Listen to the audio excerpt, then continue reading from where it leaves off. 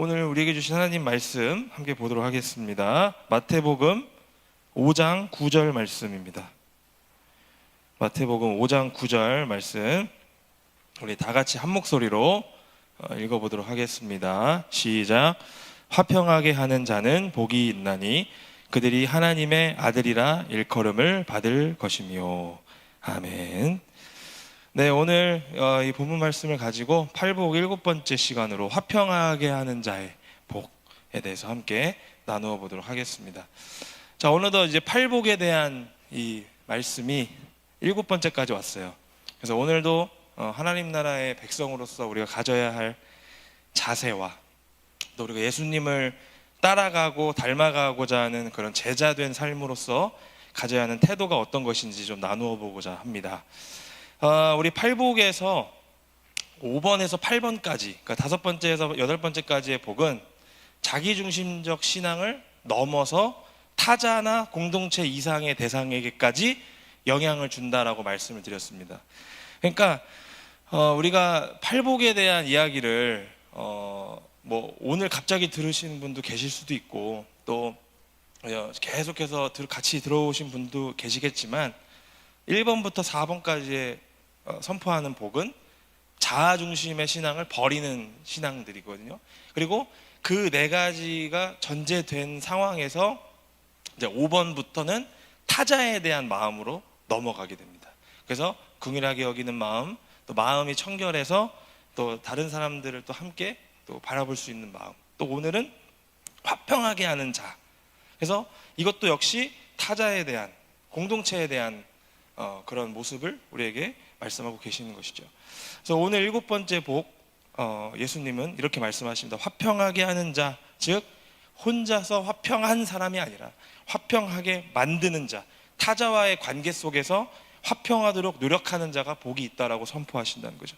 따라서 성경에서 말씀하는 화평이라는 것은 무엇이냐면 나 중심적인 것이 아니라 타자 중심의 것이라는 것을 우리는 기억해야 된다는 겁니다.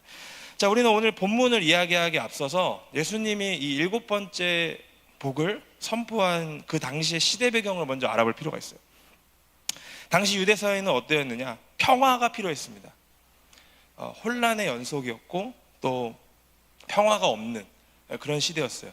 그러니까 세상에서 말하는 평화는 마치 로마 제국이 번영하면서 누리고 있었던 팍스 로마나 150년간의 로마의 성세, 엄청나게 발달한 문화를 누리고 있던 시대, 어떤 세상적 평화를 의미하는 팍스 로마나의 어떤 그런 평화를 요구했다는 거죠. 그래서 이 팍스 로마나가 150년 정도 전쟁이 한 번도 없었고 사치를 누리고 향락을 누리면서 로마 제국의 어떤 전성기를 뜻하는 말이기도 했던 것입니다. 그래서 우리가 로마에 대한 이야기를 들을 때 이 팍스 로마나를 빼놓고서는 이야기할 수가 없어요. 그런데 우리는 이걸 알아야 돼요. 이 안에는 이면이 있습니다. 다른 면이 있다는 거죠. 자, 누군가가 사치를 누리려면, 향락을 누리려면, 쾌락을 누리려면 누군가는 희생해야 됩니다. 누군가는 아파야 됩니다. 누군가는 슬퍼야 돼요. 그러니까 이런 것들이 반드시 뒤따르게 마련입니다. 소수의 왕족, 귀족들이 누리던 평화는 당시의 로마의 백성들과 노예들의 희생으로 마련된 것이었지 그냥 자체적으로 주어지는 것이 아니라는 거예요. 이게 세상에서 말하는 평화 혹은 화평이라는 것을 알 수 있습니다. 당시 유대인들이 원했던 평화도 이런 겁니다. 강력한 왕이 나타나서 자신들의 삶을 뒤바꿔줄 강력한 군주가 필요한 거였어요. 그러니까 가장 강력한 군사력으로 다른 나라들을 굴복시키면서 영토를 넓히면서 무너뜨려줄 군주가 필요했던 거예요. 그 당시에 이게 시대적 요구였습니다. 그래서 메시아라는 것이 어떤 거였냐면 자신들을 좀 더 평화롭게 만들어줄 수 있는 세상적인 평화가 뒷받침되는 그런 왕, 그것들을 원했다라는 것이죠. 자, 그런데 예수님이 말씀하고 있는 평화는 다릅니다. 예수님이 말씀하시는 화평은 이 세상에 없어요. 예수님이 말씀하시는 하나님 나라는 완전히 다른 새로운 나라입니다. 그러니까 전복시킨다는 거죠. 지금 이 세상과는 다른 전복될 새로운 나라라는 거예요. 따라서 예수님이 말씀하시는 화평은 세상에서 말하고자 하는 것과는 다르다라는 것을 우리가 먼저 이해할 필요가 있다는 거예요. 그러니까 당시의 시대적 배경 가운데서 우리가 하나님이 말씀하시고 있는 화평은 우리가 말하는 세상의 평화는 다르구나 라는 것을 이해해야 된다는 것이죠. 성경에서 말하는 이제 화평은 헬라어로 에이레네라고 합니다. 에이레네. 근데 이 말이 구약에서 번역될 때 샬롬이라고 번역이 돼요. 그래서 우리가 흔히 안녕하세요 우리로 치면 안녕하셨습니까 인사하는 말이 샬롬이거든요. 자, 그래서 우리가 평강, 평화 이런 말로 번역이 되는 단어가 에이레네입니다. 그래서 우리가 여호와 살롬 기드온에 대한 이야기를 배웠을 때 평강의 하나님이 두려워하지 말라 안심하라 라는 말로 우리에게 말씀하셨던 것과 똑같은 말입니다. 그러니까 요동치 않는 상태, 세상에서는 줄 수 없는 그 평강의 상태, 정말 조금의 요동도 없는 그런 상태가 성경에서 말씀하고 있는 평강이에요. 자, 우리가 살아가는 세상에는 진정한 의미의 평화는 찾아볼 수가 없어요. 존재할 수가 없습니다. 왜 그러냐면 그 이유는 간단한데 바로 죄 때문입니다. 이 죄가 세상을 지배하고 있기 때문에, 이 세상이 죄로 인해서 하나님과 멀어져 있기 때문에 완벽한 의미의 평화는 이 세상에서 없다라는 거예요. 따라서 평강 그 자체이신 하나님과 멀어져 있는 이 세상에서 우리는 완벽한 평강을 찾아볼 수도 없고 있을 수도 없다는 것을 기억해야 돼요. 세계 평화를 위해서 모인다라고 하는 어떤 국가들의 모임도 자세히 들여다보면 그 안에는요 자신들을 위한 것들로 가득 차 있는 것을 알 수 있어요.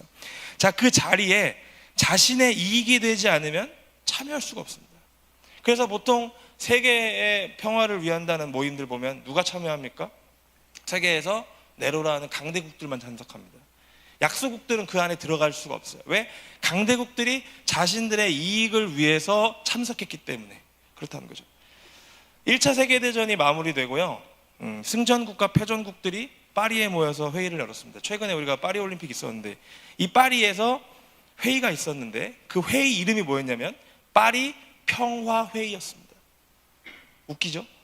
말로는 이 파리에 모여서 평화를 논의한 회의였지만 승전국이 패전국한테 뭘 요구했느냐? 배상금을 요구했고 그들이 가지고 있던 식민지를 빼앗는 그런 자리가 파리 평화회의였어요. 아무것도 모르는 패전국들의 이 식민지들은 자신들이 해방되었다고 좋아했어요. 그런데 실제는 어떻게 됐느냐? 또 다른 제국주의 안으로 그들이 복속됐다는 거예요. 그러니까 완벽한 의미의 평화를 위해서 이들이 모였다? 아니라는 거죠. 자, 며칠 전에는 우리나라의 79주년 광복절이었습니다. 자, 우리가 해방을 맞이하게 된 것도 사실 2차 세계대전의 여파 아니겠습니까? 일본이 망했기 때문에 우리가 해방이 된 것이었고, 이 전쟁이 아니었다면 사실상 우리나라가 이날 해방될 수 있었을까라는 생각이 든다는 것이죠. 자, 이처럼 이 세상에서 전쟁이 그치지 않고 불의가 그치지 않는 것은 이런 겁니다. 죄로 인해서 각자의 자아로만 가득 차 있기 때문에, 타자를 볼 수 없기 때문에, 자기의 것들로만 이익을 위해서 살아가기 때문에, 그 어느 누구도 자아를 버리고 타자를 위한 희생으로 평화를 유지하려고 하지 않기 때문에 완벽한 평화가 없다는 거예요. 하지만 화평하게 하는 자가 복이 있다고 말씀하시는 예수님은 다릅니다. 자기를 버리고 희생시켜서 평강 그 자체이신 하나님께, 즉 진정한 화평으로 우리를 인도하신 분이라는 것을 알 수 있죠.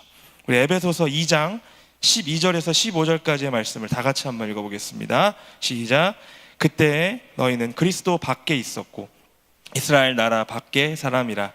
약속의 언약들에 대하여는 외인이요 세상에서 소망이 없고 하나님도 없는 자이더니 이제는 전에 멀리 있던 너희가 그리스도 예수 안에서 그리스도의 피로 가까워졌느니라. 그는 우리의 화평이신지라. 둘로 하나를 만드사 원수된 것 곧 중간에 막힌 담을 자기 육체로 허시고 법조문으로 된 계명의 율법을 폐하셨으니 이는 이 둘로 자기 안에서 한 세 사람을 지어 화평하게 하시고. 아멘. 예수님이 우리에게 몸소 보여주신 십자가에서의 죽으심은 바로 죄로 가득 찬 이 세상에서 소망이 없음을 깨닫고 하나님과 멀어진 우리들에게 보여주신 진정한 화평이었다는 것을 알 수 있죠. 그러니까 우리가 이전에 나누었던 것처럼 성경에서 말씀하고 있는 화목과 화평은 자기 부인 그리고 희생을 통해서만 나타난다는 것을 우리는 예수님을 통해서 알 수 있어요. 십자가를 통해서 하나님의 아들로서의 지위를 버리는 자기 부인, 그리고 인간의 저주를 상징하는 나무에 달리는 것을 통해서 또 보여주신 그 자기 부인을 통해서 우리는 하나님과 가까워질 수 있었고 화목하게 될 수 있었다는 거예요. 진정한 화평하게 하는 자는 누구냐? 예수님이십니다. 따라서 화목하게 하는 자라는 의미는 그 자체만으로도 죄로부터 멀어지려고 노력하는 자라는 것을 알 수 있어요. 왜 그렇습니까? 죄로 말미암아서 하나님과의 깨어진 그 관계를 다시금 회복하기 위해서 노력하기 때문에 죄로부터 멀어지려고 노력하는 것과 딱 똑같다는 거예요. 골로새서 1장 20절에서 22절 말씀은 이렇게 말씀하고 있습니다. 그의 십자가의 피로 화평을 이루사 만물 곧 땅에 있는 것들이나 하늘에 있는 것들이 그로 말미암아 자기와 화목하게 되기를 기뻐하심이라. 전에 악한 행실로 멀리 떠나 마음으로 원수가 되었던 너희를 이제는 그의 육체의 죽음으로 말미암아 화목하게 하사 너희를 거룩하고 흠없고 책망할 것이 없는 자로 그 앞에 세우고자 하셨으니. 아멘. 성경에서 말씀하고 있는 화목하게 하는 자, 화평하게 하는 자는 모든 사람들을 죄로부터 멀어지게 하기 위해서 화목제물로 자기 자신을 드리신 예수 그리스도를 전하는 자가 화평하게 하는 자라는 거예요. 그래서 화평하게 하는 자는 반드시 자기 부인과 더불어서 희생이 뒤따르게 되어 있습니다. 자기 부인이라는 말 그 자체로 타자를 향한 마음이 들어있는 거 아니겠습니까? 이렇게 자기 부인과 희생을 두려워하지 않는 자들이 되어야만 화평하게 하는 자가 될 수 있다라는 것을 말씀하고 있다는 거죠. 자, 따라서 화평하게 하는 자에 대한 성경이 말씀하는 의미는 무엇이냐? 우리 앞에 있는 글을 함께 읽도록 하겠습니다. 시작. 자신의 몸을 희생제물로 바쳐 하나님과 인간 사이를 화목하게 하신 예수 그리스도를 본받아 이 세상의 죄와 갈등의 문제를 해결하기 위하여 노력하는 자라고 우리가 정의할 수 있어요. 나의 죄만 애통하게 여기는 것이 아니라 남의 죄도 애통하게 여길 수 있는 긍휼함이 있는 자가 되어야 된다는 거죠. 그리고 이전 것은 지나가고 새 것이 되는, 죄로 가득 졌던 옛사람을 벗어버리고 새 사람을 품은 그런 마음이 청결한 자가 되어야 한다는 거죠. 그리고 자기 자신을 버려서 예수 그리스도를 따라서 자기 부인과 희생을 두려워하지 않는 사람, 즉 화평하게 하는 자가 되어야 한다는 것을 말씀하고 있는 거예요. 그게 5번, 6번, 7번에서 말씀하고 있는 예수 그리스도의 새로운 복입니다. 그래서 새로운 하나님 나라의 백성이 된 우리들에게 하나님은 이렇게 요구하고 계십니다. 로마서 12장 18절 말씀 다 같이 한번 읽겠습니다. 시작. 할 수 있거든 너희로서는 모든 사람과 더불어 화목하라. 아멘. 하나님 나라의 백성들, 거룩하게 지으심을 받은 새 사람을 입은 우리들은요, 모든 사람과 더불어 화목한 자가 되어야 된다는 거예요. 그게 화평하게 되는 자, 화평하게 만드는 사람이라는 거예요. 화목을 위해서라면 무슨 일이든 할 수 있는 적극적인 자세를 우리에게 요구하고 계신다는 거예요. 여기서 중요한 점은 뭐냐면 할 수 있거든 이라는 말이 중요합니다. 자, 왜 그러냐? 가능하다면 모든 사람과 화목해라 라는 말이에요. 이 말은 무슨 뜻입니까? 가능한 모든 사람, 즉 나와 맞지 않는 사람이라고 할지라도 화목하게 지내라는 거예요. 내가 편한 사람들하고만 화목하게 지내라는 것이 아니라는 거예요. 가능하다면 나와 맞지 않더라도, 나와 불편하더라도 그들을 용납하고 안아주고 긍휼히 여기는 그 마음을 통해서 그들을 위해서 화평하게 하는 자가 되어서 많은 사람들을 섬기며 희생하라는 것입니다. 이 안에 이런 의미가 내포되어 있는 거예요. 예수님도 자기하고 친한 사람들에게 하고만 화목하게 지내지 않으셨어요. 오히려 자기를 배척하고 죽이려고 하는 자들을 위해서 끝까지 사랑하셨고, 그들을 위해서 피를 흘리셨고, 그들을 용서하셨고, 그들을 불쌍히 여기는 모습을 보여주셨어요. 따라서 모든 사람과 더불어 화목하고 그렇게 화평하도록 노력하는 것은 그것이 뭐냐? 그것이 화평하게 하는 자. 모든 사람과 더불어 화목하게 하려고 하는 자가 바로 우리가 가져야 될 화평하게 되는 자가 된다는 것이죠. 자, 그가 누리는 복이 무엇이라고 말씀합니까? 바로 하나님의 아들이라 일컬음을 받을 것이다 라고 말씀하고 있습니다. 여러분, 아들이라는 것은 어떤 존재입니까? 아버지와 함께 친밀한 관계를 가지고 있는 자들이죠. 아버지의 재산을 상속받는 사람이고요, 아버지의 것들을 함께 누리는 자가 바로 아들이래요. 좀 더 간단하게 말하자면 아들은 아버지와 닮은 자입니다. 우리 아들들의 모습을 보면 아버지의 모습이 드러나지 않습니까? 그래서 닮은 자라는 거예요. 외모만이 아니라 삶의 태도도, 삶의 모습이 닮은 자를 의미하는 것이 바로 아들이라는 존재라는 거죠. 따라서 하나님의 아들이라는 것은 어떤 존재냐? 하나님과 친밀한 관계 안에서 하나님과 함께 거할 수 있는 사람, 즉 하나님을 닮은 자라는 거죠. 이들은 하나님께서 주시는 그 특권을 모두 누리는 자들이라는 거예요. 하나님이 우리에게 보여주신 그 마음과 그 사랑을 닮아서 똑같이 행할 수 있는 자가 바로 하나님의 아들이라는 겁니다. 따라서 우리들은 이 세상 속에서 하나님과의 관계가 깨어져서 원수가 되어버린 주변 사람들을 자기를 희생하여 자기 목숨까지 내어주신 예수 그리스도를 통해서 하나님께로 나아갈 수 있도록 인도하는 사람들이 되어야 된다, 이렇게 우리가 말씀할 수 있다는 거죠. 세상의 평화처럼 다른 사람을 밟고 누르고 굴복시켜서 만든 가짜 평화가 아니라 하나님께서 주시는 예수 그리스도의 희생과 섬김으로 만든 진정한 평화 안으로 들어갈 수 있도록 우리가 인도하는 사람들이 되어야 된다는 거죠. 그게 바로 하나님의 아들이라는 겁니다. 여러분, 왜 많은 그리스도인들이, 많은 교회들이 하나님의 아들이라 일컬음을 받지 못하고 있습니까? 왜 우리 교회들이, 왜 우리 그리스도인들이 세상에서 손가락질 받고 하나님의 아들이라는 것이 아니라 개독교라는 소리를 듣고 있습니까? 우리 안에 화평하게 하고자 하는 마음이 없기 때문이에요. 우리의 마음은 여전히 청결해지지 못하고 있으면서 겉으로만 화평의 삶으로 우리가 인도하려고 하기 때문에 우리에겐 진정한 화평이 없기 때문에 그렇다는 거예요. 나만 교회 다니면 된다, 나만 구원받으면 된다 라는 생각으로 가득 차 있기 때문에 우리가 화평하게 하는 자가 되지 못하는 거예요. 자기를 위해서 삶은 여러 가지로 살아갑니다. 자기를 위해서 투자합니다. 하지만 남을 위해서, 타자를 향해서는 우리에게 없어진 지 오래가 되었어요. 그러다 보니까 자기 부인은 없고요, 자기만 있어요. 그리고 섬김보다는 자기를 위한 섬김을 받으려 함만 있다는 거죠. 그리스도인들과 교회가 그 한 단계를 더 넘기가 어려워하고 있어요. 그래서 세상으로부터 외면받은 지가 너무 오래됐어요. 교회가 모여서 섬김과 희생이 사라지고 오히려 교회가 하는 일들, 자기들의 의의를 드러내게 바쁩니다. 세상에서 오히려 교회와 그리스도인들이 높아지려고 합니다. 우리 사회에서 곳곳에서 볼 수 있지 않습니까? 그래서 우리는 하나님의 아들이라 일컬음을 받지 못하고 있는 거예요. 우리 예수님은요, 예루살렘에 입성하신 다음에 그 예루살렘 성을 보시고 우셨습니다. 왜 우셨느냐? 누가복음 19장에 보면 이렇게 말씀하세요. 너도 오늘 평화에 관한 일을 알았더라면 좋았을 뻔했거니와, 이렇게 말씀하십니다. 평화에 관한 일, 다시 말하면 예수님을 통해서 주어질 하나님과의 그 화평의 소식을 듣지 못한다는 것에 대한 아픔, 우리가 지난번에 배웠던 스플랑크 니조마이, 불쌍하게 여기는 마음, 그래서 예루살렘 성을 보고 우셨다고 말씀하고 있어요. 교회 다니면서 그리스도인이라 하는 자들이요, 이미 세상을 배척하고 있어요. 등지고 살아가요. 그리고 세상에선 섬기지 못하고요, 세상 속에서 그리스도인이 희생이 없어요.